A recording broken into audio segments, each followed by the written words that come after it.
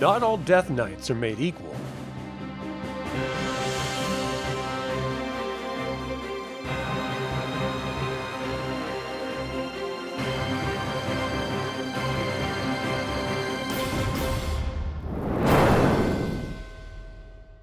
Welcome to another DragonLance Saga episode. My name is Adam, and today I'm going to talk about the Death Knight, Lord Ausric Krell.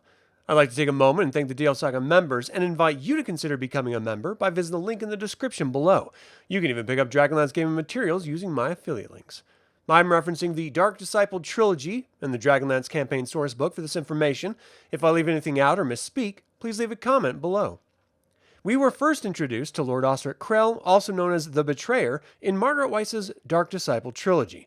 Learning that there was another Death Knight on Krynn was a bit of a shock, especially after Lord Soth's less than thrilling end in the War of Souls Trilogy by Margaret Weis and Tracy Hickman.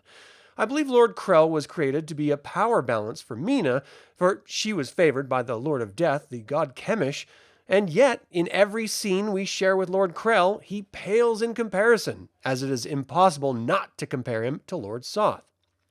Lord Krell is a coward at heart. He's petty and mean. He has no semblance of honor, which begs the question, why is he a Death Knight and not a tortured soul instead?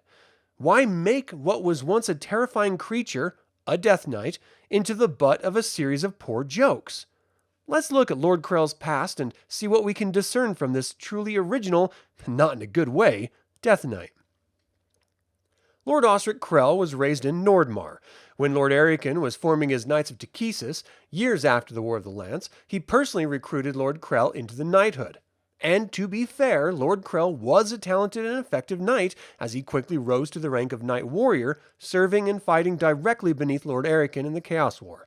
But Lord Krell was a bit of a shit disturber, to put it lightly. He held no sense of honor, consistently engaged in dishonorable behavior, and worse, he excelled at disobeying every single tenet of the Knights of Takhisis. Why he was kept around and elevated in the order is truly beyond me. Lord Krell was constantly plotting against Lord Ariken, and one might fall back on the old Dragonlance trope of evil always feeds upon itself, but that was broken by the Knights of Takhisis. Their order was an infernal mirror to the Knights of Solamnia, honor, order, and all. During the final battle in the Chaos War, Lord Krell poisoned Ariken's horse, which led to his death in battle. But anyone who might have discovered Ausric's treachery died in battle, including Lord Krell himself. And this is where Lord Krell either made a mistake of ignorance or stupidity. I'll let the audience decide. For Lord Ariken Ericas was the son of Lord Dulcat Ericas and the evil goddess Zeboim. How anyone who was raised on Krynn could think they could get away with any semblance of treachery against the son of a god and the leader of the Queen of Darkness's knighthood is beyond me.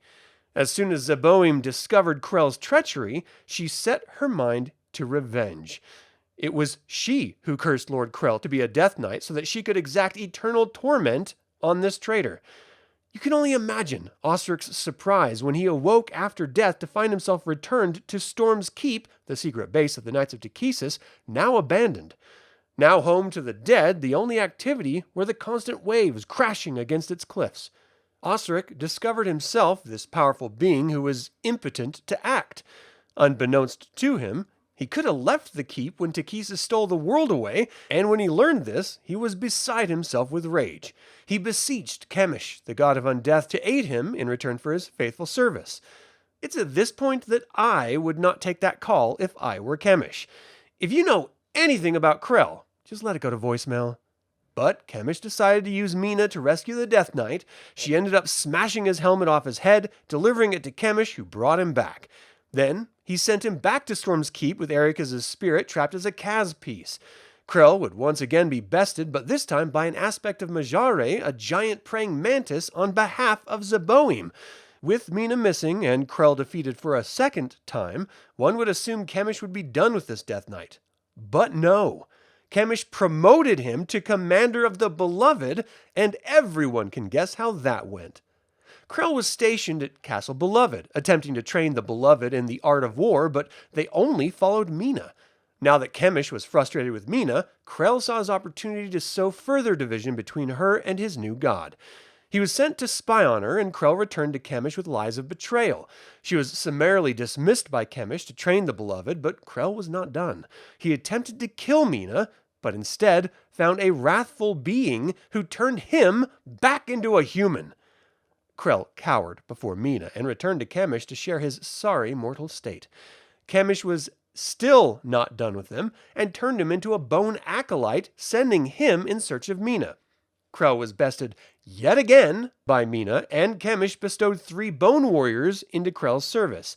They raised Solace to kill Rise Mason, who was traveling with Mina, and Krell was bested this time by the Kender Nightshade after having victory in his grasp over Mina and Rise. In the end, Mistress Jenna aided the party, and Rise defeated Lord Krell, once Death Knight, now Bone Acolyte. Lord Ausric Krell's legacy is one of betrayal. He has no semblance of honor and very little intellect, having only touched a single book in his lifetime, and he didn't even read it. He constantly schemed against those who granted him positions of power, and knowing this, even the gods put their faith in him. If this doesn't make the gods look as foolish as any bad middle manager, I don't know what would. I genuinely feel that the Dark Disciple trilogy would have been infinitely stronger with some development work on Krell, as he and those around him are what made what could have been an epic triumph of a trilogy into little more than an accidental farce. I don't believe Dragonlance will have another Death Knight after Lord Soth and Lord Krell, and after Krell, how could anyone take them seriously if another was created? It was the petty ambitions of Krell that led to his death. It was the petty revenge of Zeboim for bringing him back, and the petty ambition of Chemosh for keeping him around. Not to beat an already dead and useless horse, but Lord Ausric Krell is the perfect example of style over substance and the utter failure of both. I, for one, hope we never see another character like him in Dragonlance, and with Wizards of the Coast ignoring their most potentially profitable campaign setting, I don't believe we ever will. But that is all the time I have to talk about the Death Knight, Lord Ausric Krell. What do you think of this second Death Knight of Krynn? Did his legacy warrant him being a Death Knight? And finally, what do you think of his involvement with Chemosh against Mina? Leave a comment below. I would like to take a moment and remind you to subscribe to this YouTube channel, ring the bell to get notified about upcoming videos, and click the like button. This all goes to help other Dragonlance fans learn about this channel and its content. Thank you for watching. This has been Adam with DragonLance Saga, and until next time, remember, there is no such thing as disaster, merely opportunity.